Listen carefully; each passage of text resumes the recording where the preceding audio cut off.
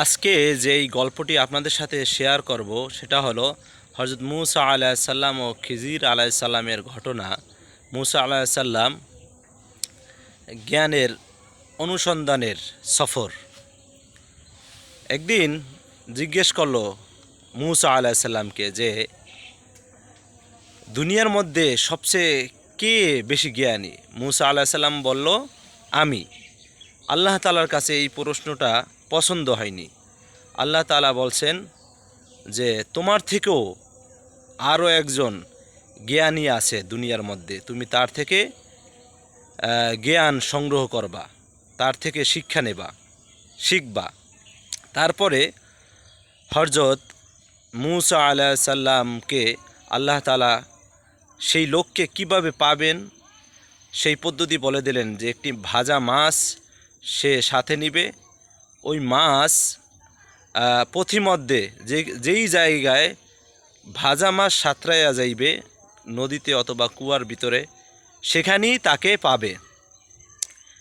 তারপরে হযরত মূসা আলাইহিস সালাম তার সফর সঙ্গীকে নিয়ে সে রওনা দিল।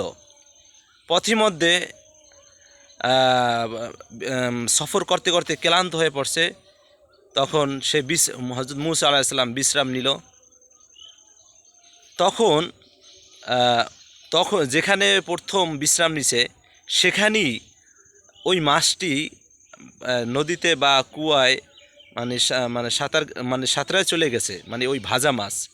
দেখেন আল্লাহর কত কুদরত। তারপরে হযরত মূসা আলাইহিস সালাম ওই বিশ্রাম থেকে উঠে আবার সামনে হাঁটতে হাঁটতে আবার বিশ্রামের যখন সময় হয়েছে তখন জিজ্ঞেস করছে, মানে খাদেমকে জিজ্ঞেস করে যে মাছটা কোথায়। খাদেম বলল যে হুজুর, এটা তো আগের জায়গায়, সে নদীর ভিতরে সাঁতরে গেছে, মানে চলে গেছে। তারপরে খাদেমকে বলল তাড়াতাড়ি সেখানে চলো, আমরা তো সেই জায়গাটাই খুঁজতেছি যেখানে ওই মাছটা সাঁতরায় গেছে। তারপরে সেখানে গেল। সেখানে যাওয়ার পরে হযরত খিজির আলাইহিস সালামের সাথে দেখা হইল। সাক্ষাৎ হওয়ার পরে হযরত খিজির আলাইহিস সালামকে মূসা আলাইহিস সালাম বললেন যে হুজুর, আমি আপনার থেকে কিছু শিখতে চাই এবং আপনার সফর সঙ্গী হইতে চাই। তারপরে খিজির আলাইহিস সালাম হযরত মূসা আলাইহিস সালামকে বললেন যে তুমি পারবা না, তোমার ধৈর্য কম। দেখেন এটা হলো পরীক্ষা আসলে। তারপরে যে কোনোভাবে খিজির আলাইহিস সালাম রাজি হয়েছেন। তারপরে তাকে নিয়ে সফর শুরু করলো। সফর করতে করতে সামনে একটি নদী বাজলো। ওই নদী ওই এলাকার লোকজনে ফ্রিতে নৌকা দিয়ে পার করে দিল।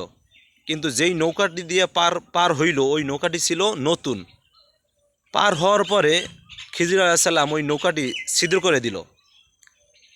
তারপর হযরত মূসা আলাইহিস সালাম অবাক হয়ে গেছে যে আমাদেরকে ফ্রি পার করে দিছে, তারপর আবার তার নতুন নৌকাটা আমরা ছিদ্র করে দিলাম, আপনি ছিদ্র করে দিলেন।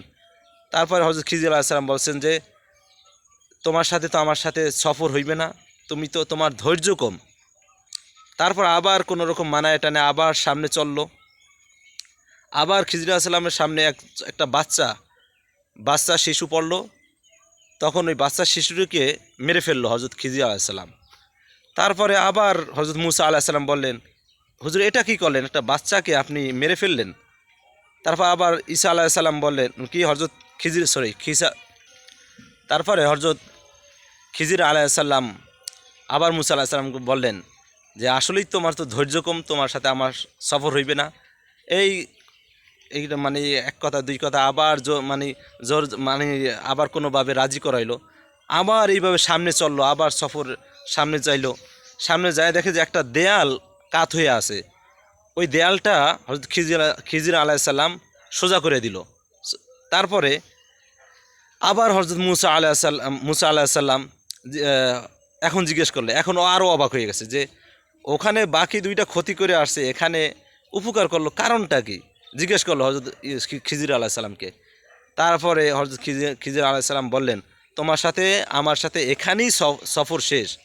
তারপরে হযরত খিজির আলাইহিস সালাম যে এই যে তিনটা ঘটনা ঘটলো, এক নৌকা ছিদ্র করলো, আর এক শিশুকে মারলো, আর দেওয়াল সোজা করে দিল। প্রথম যে নৌকা ছিদ্র করে দিল, নৌকা ছিদ্র করার কারণ হইল ওই এলাকার যে বাদশাহ ছিল, ওই বাদশাহ খুব জালেম ছিল, কারো যদি কিছু নতুন পাইতো সে নিয়ে যাইতো, তাই ওই নৌকাটা ছিদ্র করে দিল। দ্বিতীয় নাম্বার হইল ছেলেটিকে মানে শিশুটিকে মারার কারণটি হইল যে ওই ছেলেটি বা শিশুটি বড় হয়ে অনেক পাপ করবে, তারপরে তার বাবা মাকে খুব কষ্ট দিবে।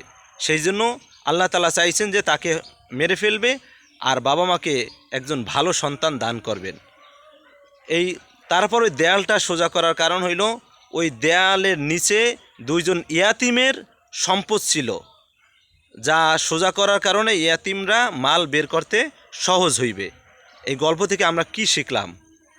যে ধৈর্য সবচেয়ে বড় একটা সম্পদ, আর আর মানে জ্ঞানের উপরে জ্ঞান আছে এবং জ্ঞানের উপরে জ্ঞানী আছে, এবং আল্লাহ তাআলা সবচেয়ে বড় জ্ঞানী।